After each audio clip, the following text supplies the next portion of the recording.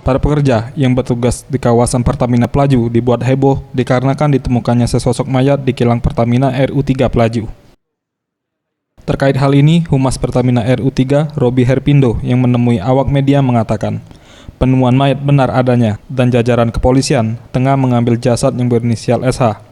Diduga korban merupakan pelaku tindak kriminal yang menyusup ke area terbatas kilang minyak Pertamina. Dan menurut informasi yang didapat, 2 dari 3 pelaku kabur dan saat ini masih dalam penyelidikan petugas terkait. Jadi hari ini pukul 13 siang, salah seorang pekerja mitra Pertamina yang memiliki jabatan safety representatif menemukan sesosok jenazah yang berada di lokasi di kanal di luar area kilang Pertamina Pelaju.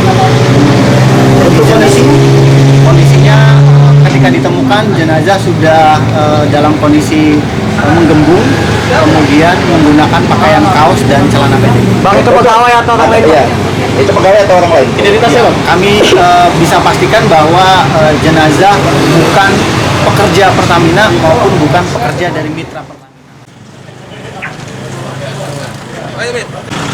Tim Liputan Sriwijaya TV.